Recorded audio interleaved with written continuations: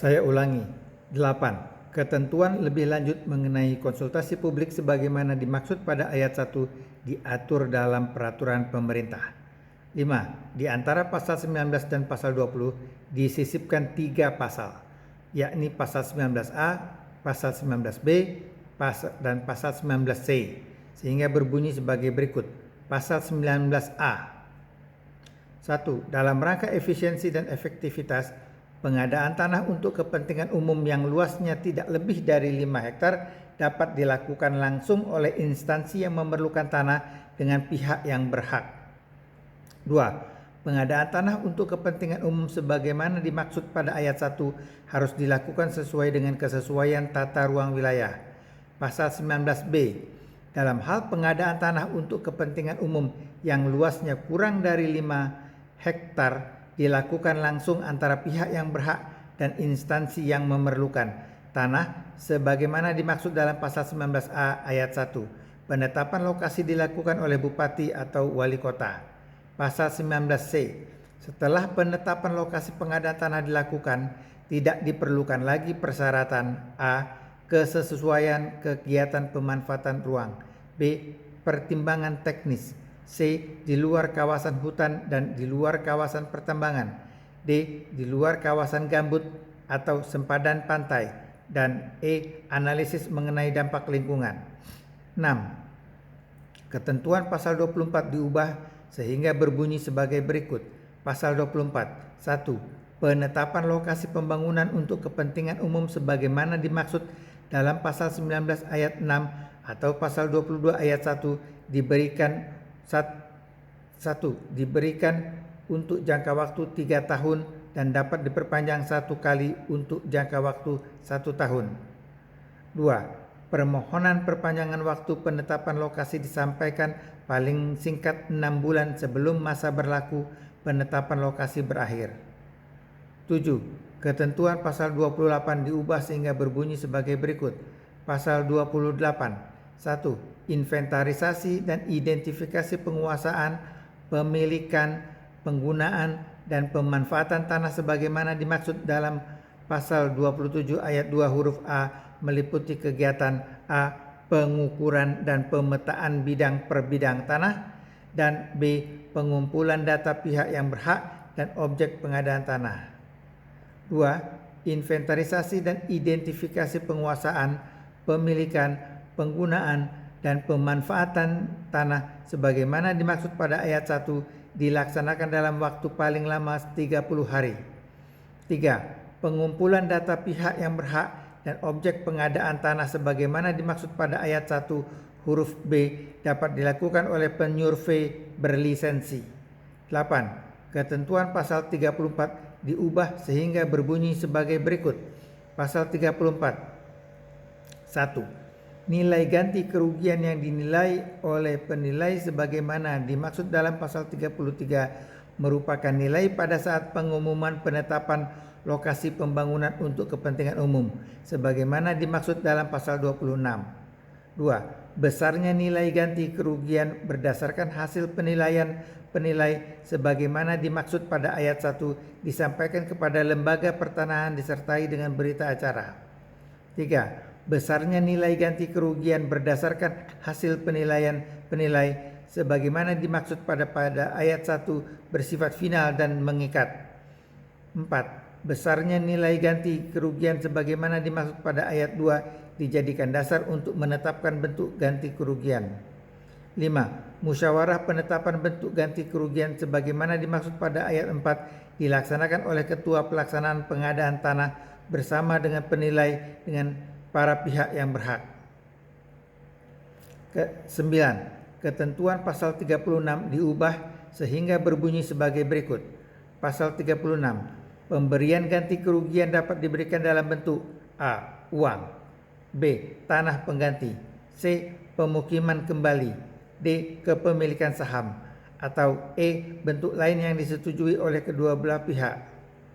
2. Ketentuan lebih lanjut mengenai pemberian ganti kerugian dalam bentuk tanah pengganti, pemukiman kembali, kepemilikan saham, atau bentuk lainnya sebagaimana dimaksud pada ayat 1 diatur dalam peraturan pemerintah. 10. Penjelasan pasal 40 diubah sebagaimana tercantum dalam penjelasan. 11. Ketentuan pasal 42 diubah sehingga berbunyi sebagai berikut. Pasal 42. 1. Dalam hal pihak yang berhak menolak bentuk dan atau besarnya ganti kerugian berdasarkan hasil musyawarah sebagaimana dimaksud dalam pasal 37 atau putusan pengadilan negeri atau Mahkamah Agung sebagaimana dimaksud dalam pasal 38, ganti kerugian dititipkan di pengadilan negeri setempat. Saya ulangi. Pasal 42. 1.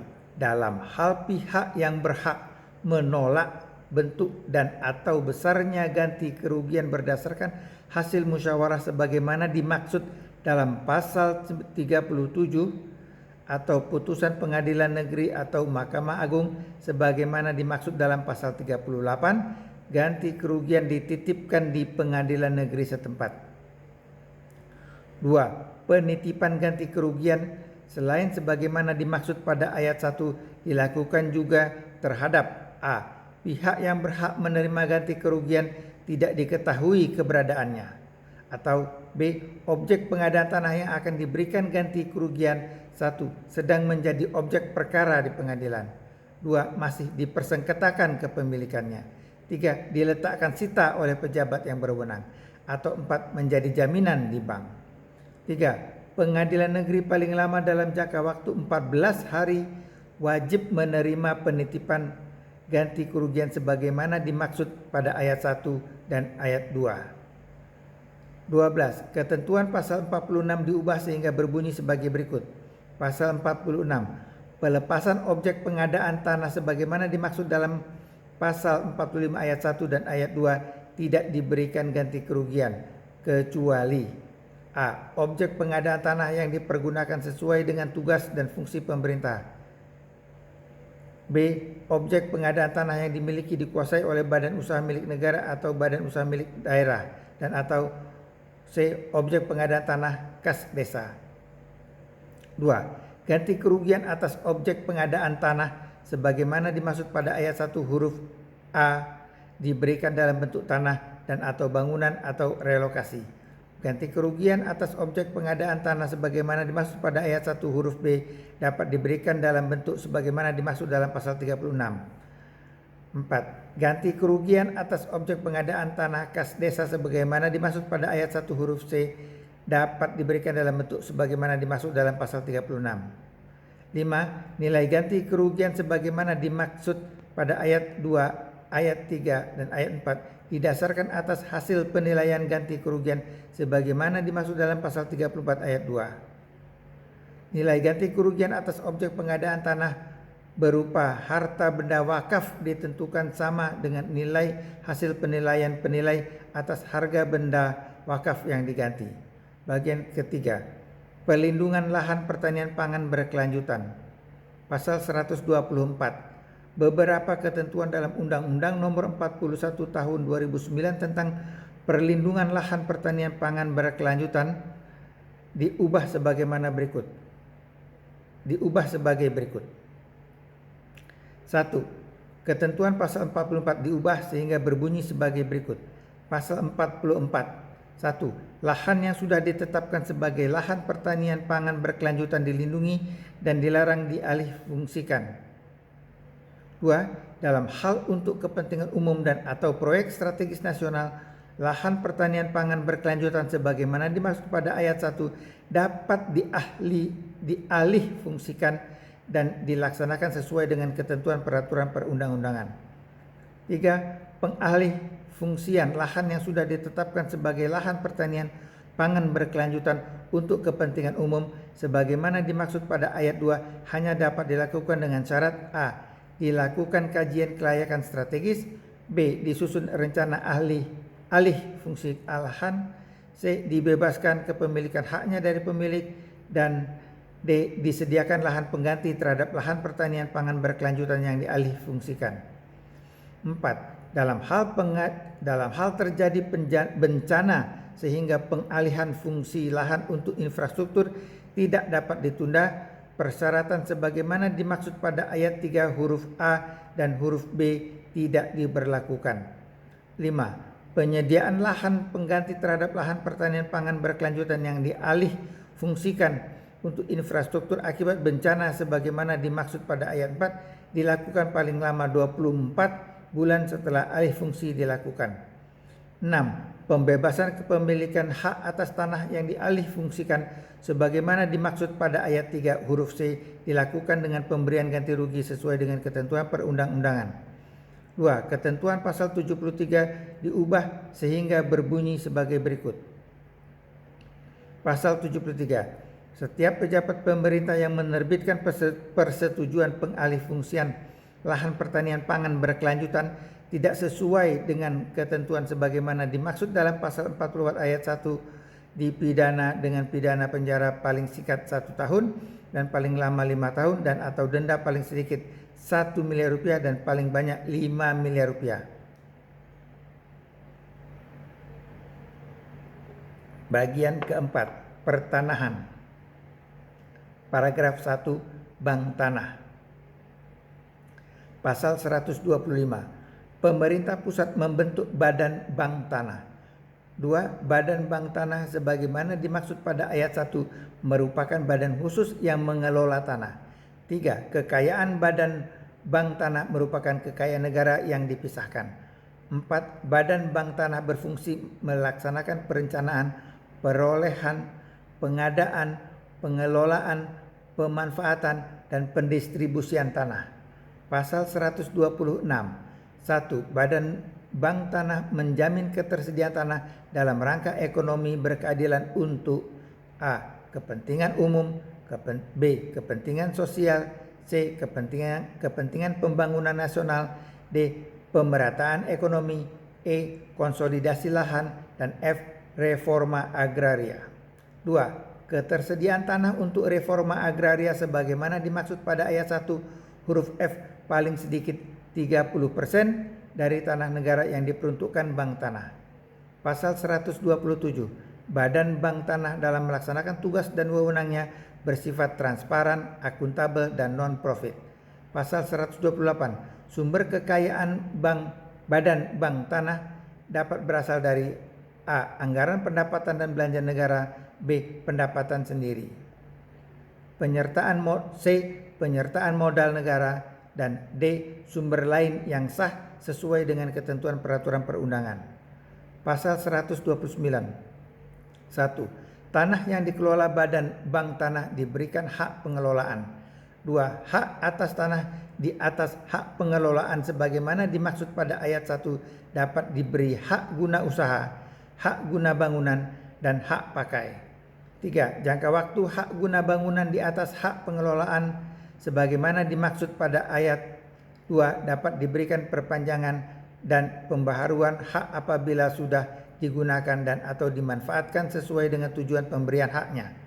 4. Dalam rangka mendukung investasi, pemegang hak pengelolaan badan bank tanah diberi kewenangan untuk A. Melakukan penyusunan rencana induk, B. Membantu memberikan kemudahan perizinan berusaha atau persetujuan, C. Melakukan pengadaan tanah, dan D. Menentukan tarif pelayanan. 5. Pemerintah pusat melakukan pengawasan dan pengendalian atas penggunaan dan atau pemanfaatan tanah di atas hak pengelolaan sebagaimana dimaksud pada ayat 2 sesuai dengan ketentuan peraturan perundang-undangan. Pasal 130. Badan bank tanah sebagaimana dimaksud dalam pasal 125 terdiri atas A. Komite, B. Dewan pengawas, dan C. Badan pelaksana. Pasal 131. 1. Komite sebagaimana dimaksud dalam pasal 130 huruf A diketuai oleh menteri yang menyelenggarakan urusan pemerintahan di bidang pertanahan dan beranggotakan para menteri dan kepala yang terkait. 2. Ketua dan anggota komite ditetapkan dalam keputusan presiden berdasarkan usulan dari menteri yang menyelenggarakan urusan pemerintahan di bidang pertanahan. Pasal 132. 1. Dewan pengawas berjumlah paling banyak 7 orang, terdiri atas 4 orang unsur profesional dan 3 orang yang dipilih oleh pemerintah pusat. Terhadap 2. terhadap calon unsur profesional sebagaimana dimaksud pada ayat 1 dilakukan proses seleksi oleh pemerintah pusat, yang selanjutnya disampaikan ke Dewan Perwakilan Rakyat Republik Indonesia untuk dipilih dan disetujui. 3. Calon unsur profesional yang diajukan ke Dewan Perwakilan Rakyat Republik Indonesia sebagaimana dimaksud pada ayat 2 paling sedikit berjumlah 2 kali jumlah yang dibutuhkan. Pasal 133. 1. Badan pelaksana terdiri atas kepala dan deputi. 2. Jumlah deputi sebagaimana dimaksud pada ayat 1 ditetapkan oleh ketua komite. 3. Kepala dan deputi diangkat dan diberhentikan oleh ketua komite. 4. Pengangkatan dan pemberhentian kepala dan deputi sebagaimana dimaksud pada ayat 3 dapat diusulkan oleh Dewan Pengawas. Pasal 134. Ketentuan lebih lanjut mengenai komite, Dewan Pengawas, dan badan pelaksana diatur dalam peraturan Presiden. Pasal 135. Ketentuan lebih lanjut mengenai pembentukan badan bank tanah diatur dalam peraturan pemerintah. Paragraf 2. Penguatan hak pengelolaan. Pasal 136. Hak pengelolaan merupakan hak menguasai dari negara yang kewenangan dan pelaksanaannya sebagian dilimpahkan kepada pemegang haknya. Pasal 137. 1. Sebagian kewenangan hak menguasai dari negara berupa tanah dapat diberikan hak pengelolaan kepada A. Instansi pemerintah pusat, B. Pemerintah daerah, C. Badan bank tanah, D. Badan usaha milik negara atau badan usaha milik daerah, E. Badan hukum milik negara atau daerah, atau F. Badan hukum yang ditunjuk oleh pemerintah pusat. 2. Hak pengelolaan sebagaimana dimaksud pada ayat 1 memberikan kewenangan untuk A. Menyusun rencana peruntukan, penggunaan, dan pemanfaatan tanah sesuai dengan rencana tata ruang. B. Menggunakan dan memanfaatkan seluruh atau sebagian tanah hak pengelolaan untuk digunakan sendiri atau dikerjasamakan dengan pihak ketiga. Dan C. Menentukan tarif dan menerima uang pemasukan atau ganti rugi dan atau uang wajib tahunan dari pihak ketiga sesuai dengan perjanjian. 3. Pemberian hak pengelolaan sebagaimana dimaksud pada ayat 1 diberikan atas tanah negara dengan keputusan pemberian hak di atas tanah negara. 4. Hak pengelolaan dapat dilepaskan kepada pihak yang memenuhi syarat. Pasal 138. 1. Penyerahan pemanfaatan bagian tanah hak pengelolaan kepada pihak ketiga sebagaimana dimaksud dalam pasal 137 ayat 2 huruf B dilakukan dengan perjanjian pemanfaatan tanah. 2. Di atas tanah hak pengelolaan yang pemanfaatannya diserahkan kepada pihak ketiga baik sebagian atau seluruhnya dapat diberikan hak guna usaha, hak guna bangunan, dan atau hak pakai sesuai dengan ketentuan peraturan perundang-undangan. 3. Jangka waktu hak guna bangunan di atas hak pengelolaan sebagaimana dimaksud pada ayat 2 dapat diberikan perpanjangan dan pembaharuan hak apabila sesudah digunakan dan atau dimanfaatkan sesuai dengan tujuan pemberian haknya. 4. Pemerintah pusat melakukan pengawasan dan pengendalian atas penggunaan dan atau pemanfaatan tanah di atas hak pengelolaan sebagaimana dimaksud pada ayat 3 sesuai dengan ketentuan peraturan perundang-undangan. 5. Dalam hal hak atas tanah yang berada di atas hak pengelolaan telah berakhir, tanahnya kembali menjadi tanah hak pengelolaan. Pasal 139. 1. Dalam keadaan tertentu, pemerintah pusat dapat membatalkan dan atau mencabut hak pengelolaan sebagian atau seluruhnya. Tata cara pembatalan hak pengelolaan dilaksanakan sesuai dengan ketentuan peraturan perundang-undangan. Pasal 140. 1. Dalam hal bagian bidang tanah hak pengelolaan diberikan dengan hak milik, bagian di bidang tanah hak pengelolaan tersebut hapus dengan sendirinya. 2. Hak milik sebagaimana dimaksud pada ayat 1 hanya diberikan untuk keperluan rumah umum dan keperluan transmigrasi. Pasal 141. Dalam rangka pengendalian pemanfaatan hak atas tanah di atas hak pengelolaan dalam waktu tertentu dilakukan evaluasi pemanfaatan hak atas tanah. Pasal 142. ketentuan lebih lanjut mengenai hak pengelolaan diatur dalam peraturan pemerintah. Paragraf 3. Satuan rumah susun untuk orang asing. Pasal 143.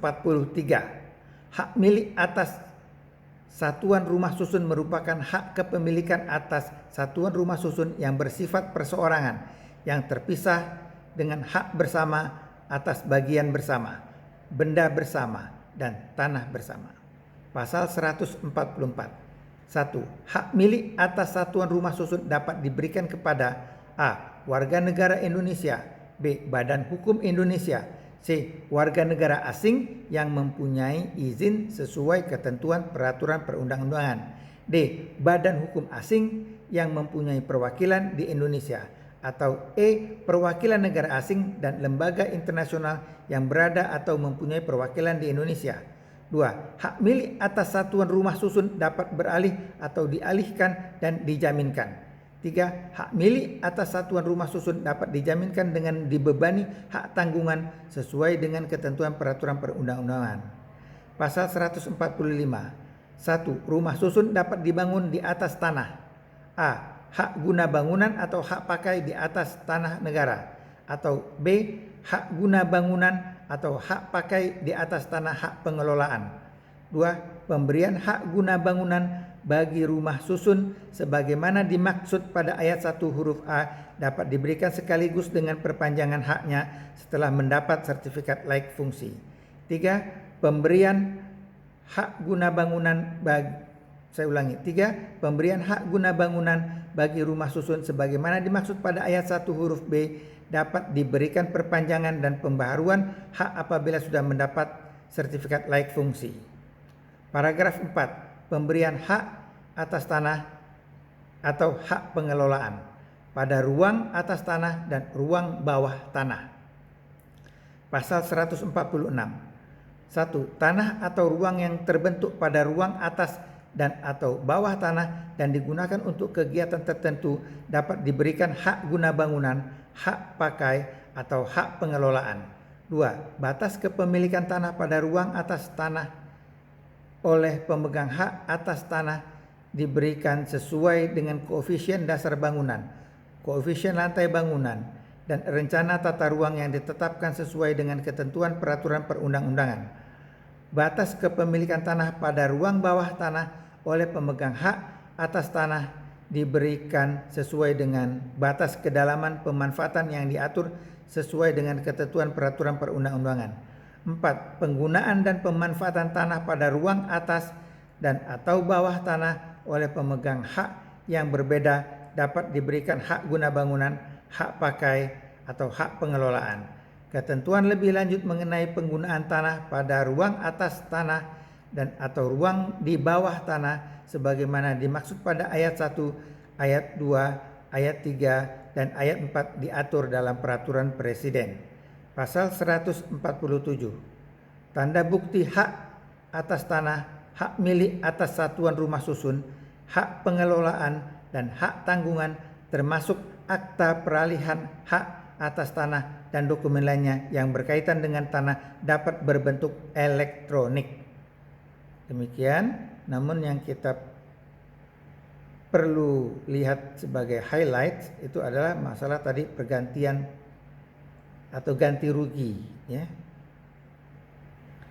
Kita coba ulangi lagi untuk penguat.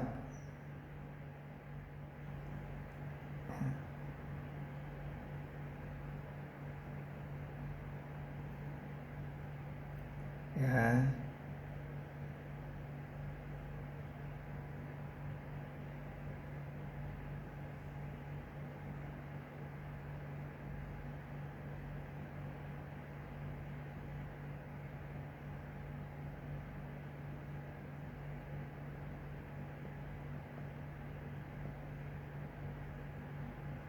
Nah ya, yang perlu perhatian ya, pasal 34 tadi, yaitu ayat 1, nilai ganti kerugian yang dinilai oleh penilai sebagaimana dimaksud dalam pasal 33 merupakan nilai pada saat pengumuman penetapan lokasi pembangunan untuk kepentingan umum sebagaimana dimaksud dalam pasal 26. 2. Besarnya nilai ganti kerugian berdasarkan hasil penilaian penilai sebagaimana dimaksud pada ayat 1 disampaikan kepada lembaga pertanahan disertai dengan berita acara.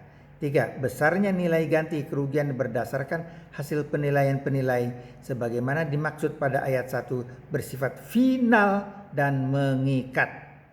Ya. 4. Besarnya nilai ganti kerugian sebagaimana dimaksud pada ayat 2 dijadikan dasar untuk menetapkan bentuk ganti kerugian.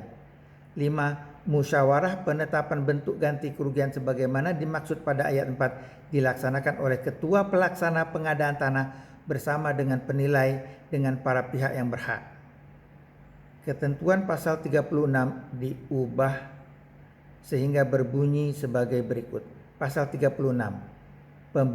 Pemberian 1. Pemberian ganti kerugian dapat diberikan dalam bentuk A. Uang, B. Tanah pengganti, C. Pemukiman kembali, D. Kepemilikan saham, atau E. Bentuk lain yang disetujui oleh kedua belah pihak.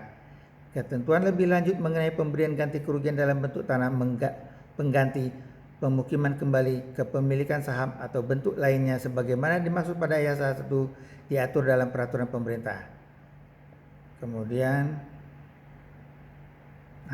ini juga yang paling penting ya. Penjelasan pasal 40 diubah sebagaimana tercantum dalam penjelasan. 11. Ketentuan pasal 42 diubah sehingga berbunyi sebagai berikut. Pasal 42. 1. Dalam hal pihak yang berhak menolak bentuk dan atau besarnya ganti kerugian berdasarkan hasil musyawarah sebagaimana dimaksud dalam pasal 37 atau putusan pengadilan negeri atau Mahkamah Agung sebagaimana dimaksud dalam pasal 38, ganti kerugian dititipkan di pengadilan negeri setempat.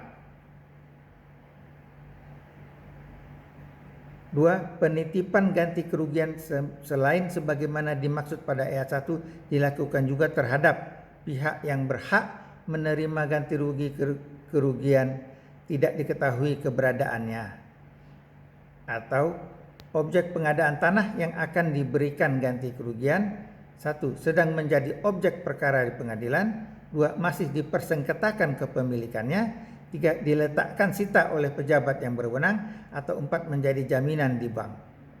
3. Pengadilan negeri paling lama dalam jangka waktu 14 hari wajib menerima penitipan ganti kerugian sebagaimana dimaksud pada ayat 1 dan ayat 2.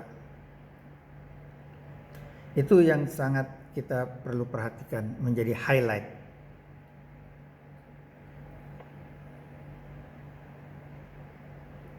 Demikian. Wassalamualaikum warahmatullahi wabarakatuh. Terima kasih.